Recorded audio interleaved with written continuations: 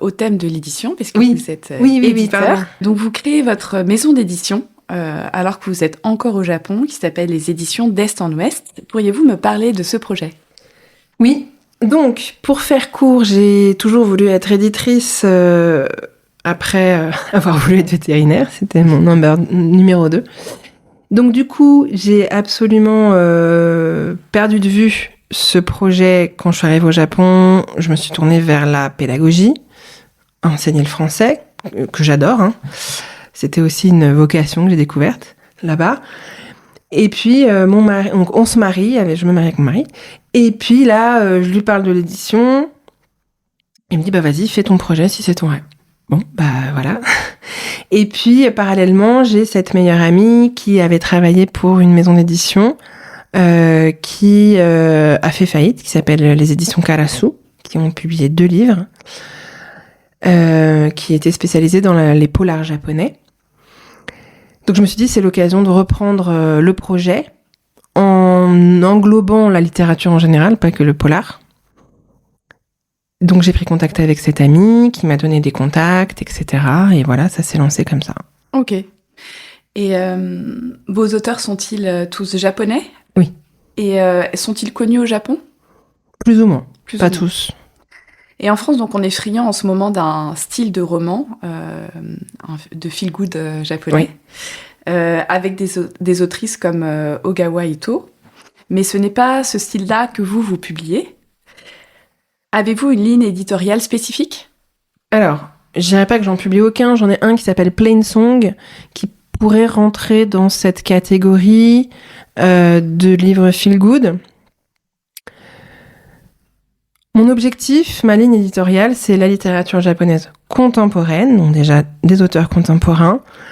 Et la sous-ligne, ce serait la diversité. Donc vraiment faire connaître aux lecteurs français divers styles, divers auteurs, divers univers. Alors le feel-good en fait partie, mais il n'y a pas que ça au Japon. Et l'idée, c'est de montrer la diversité de la littérature japonaise. Voilà. D'accord. Très clair. Et diriez-vous justement qu'il y a une signature japonaise en littérature ou que, au contraire, on trouve tous les styles dans tous les genres imaginables ? Alors, je pense qu'on trouve tous les styles dans tous les genres imaginables. Certains livres ont cette patte japonaise, certains auteurs ont cette patte qui à la fois est un côté un peu imaginaire, un peu évaporé, je sais pas trop comment le dire, mais exotique pour nous, je dis bien pour nous, comme Murakami Haruki, donc le grand. Oui. Donc un côté, parce que c'est vrai que moi aussi je l'ai trouvé, et c'est une des choses que j'apprécie en littérature japonaise, et même dans les romans feel-good par exemple. Récemment j'ai lu un café... le titre est autour du café, je ne me rappelle plus du titre, mais il y a un côté très surréaliste qu'on retrouve pas mal dans différents genres même de littérature, quelque chose d'un peu déjanté aussi. Oui, mais d'ailleurs c'est marrant pour une société aussi normée. Oui. Comme par hasard. Oui, alors le côté déjanté, voilà, soit c'est le côté un peu, je dis un peu rêve, soit effectivement c'est le côté déjanté plus rock'n'roll. Il y a les deux. Moi j'aime bien le côté un peu, j'aime bien les deux. Mais tous les romans n'ont pas ça. Tous les romans japonais n'ont pas ça, en fait. Par exemple, Requiem à huis clos, donc la première auteure que j'ai publiée, qui a fait Requiem à huis clos, son premier roman. Et j'ai publié aussi Des biscuits sans saveur, un recueil de nouvelles. Donc c'est une auteure spécialisée dans ce qu'on appelle aujourd'hui le cozy mystery. À l'époque où je l'ai publié, il n'y avait pas cette dénomination, mais en gros... Je connais pas, oui. Ah oui, le cozy mystery. En fait, c'est les policiers sympas, quoi. Les petits policiers intrigues. Trop peur. Voilà. C'est ça. C'est pas un thriller, c'est vraiment un roman policier. Et cet auteur-là, donc Ruriko Kishida, c'est une amie, c'est devenu une amie parce qu'elle est à Kyoto, je l'ai rencontrée, est fan de littérature d'intrigue, ce qu'on appelle les tricks. Donc Agatha Christie, Conan Doyle, enfin voilà, tous ces un peu les Simnons, enfin voilà, ce côté un petit peu, pas forcément avec un détective. Bon, là, il se trouve qu'il y a des détectives, mais dans ses romans, il n'y a pas forcément de détective, mais il y a un personnage qui va être amené à mener une enquête avec le lecteur, quoi. Et elle, par exemple, il n'y a pas ce côté déjanté, ni surréaliste, ni vaporeux, ni voilà. C'est vraiment du terre à terre. Et on s'y retrouve beaucoup parce que ça ressemble un peu à ce qu'on a pu lire ou à des choses faciles à lire. Et puis elle a une écriture tellement fluide. Voilà, c'est vraiment de la littérature qu'on consomme, quoi. Enfin, moi, j'adore ça. Ok. Parce que c'est comme un bonbon. Bien sûr. Voilà. Et puis cette patte, comme vous disiez, japonaise, c'est peut-être ce que nous, lecteurs en France, on recherche dans la littérature japonaise, mais pour autant qui n'est pas à l'image de... exactement. Et c'est exactement pour ça que j'ai monté cette maison d'édition, pour dire cela, ça existe, mais il y en a d'autres. Enfin, voilà. Et justement, comment faites-vous vos choix d'édition? Comment est-ce que vous entrez en contact? Vous choisissez un auteur, rentrez en contact avec lui? Est-ce que c'est l'inverse peut-être qui se passe?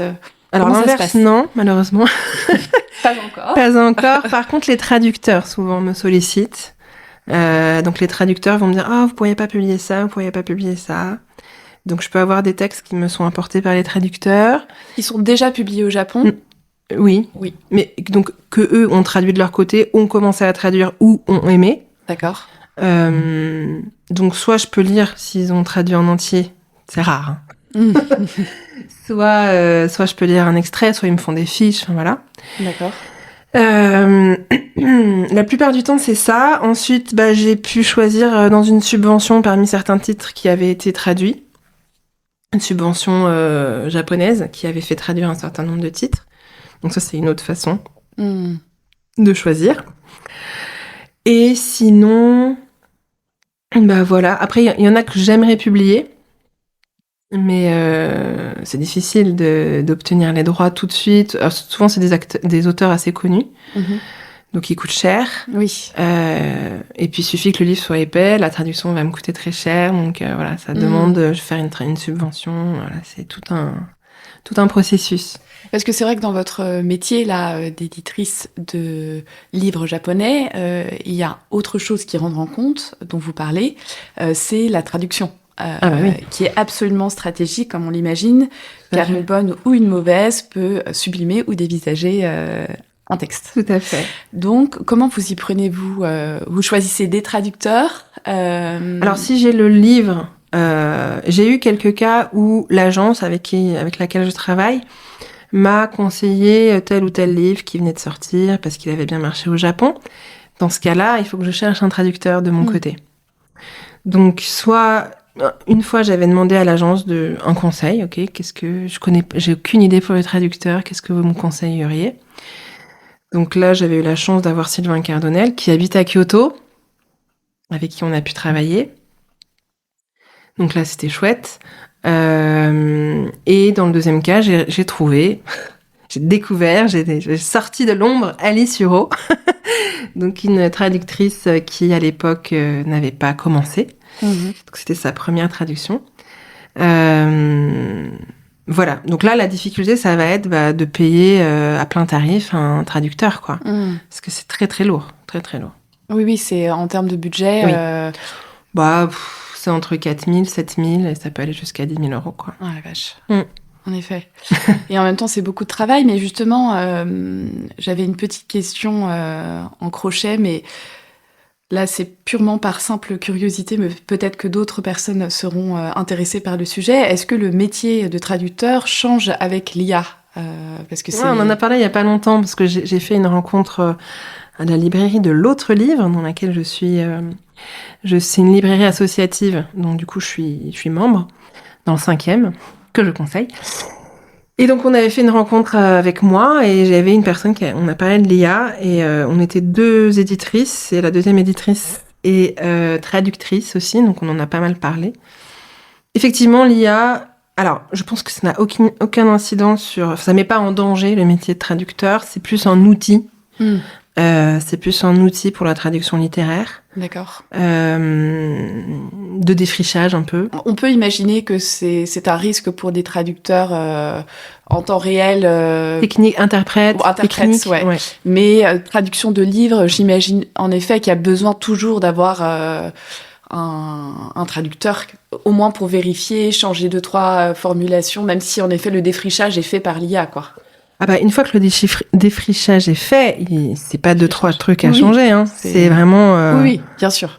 C'est disons que c'est la première étape de la traduction, je pense, c'est le défrichage, j'en sais rien, Mais ça peut quand même réduire le temps. Voilà, c'est un outil. C'est vraiment un outil qui permet de gagner du temps, peut-être, si certains traducteurs s'en servent. Il y en a plein qui vont pas s'en servir parce qu'ils vont directement passer du défrichage à une sorte de traduction, un premier jet. Enfin, je pense que chaque traducteur travaille différemment, mais... Donc pour les jeunes qui nous écoutent et qui veulent faire ce métier, orientez-vous plutôt dans la traduction de livres plutôt que la traduction en temps réel. Interprétariat, ouais. Interprétariat, ouais. Ouais, c'est sûr. Après, c'est un métier, il faut vraiment aimer... c'est un métier de taupe, quoi. Il faut vraiment aimer rester des mois sur un même texte, de fourmi aussi. Enfin, pour moi, c'est juste impensable de faire ça, mais je trouve ça extraordinaire. Tout le monde n'est pas capable de faire ça. Hein. Évidemment. C'est un métier de haute précision et de grande solitude. Oui, c'est exactement. Notre entretien touche à sa fin, mais avant de vous dire au revoir, passons au petit questionnaire.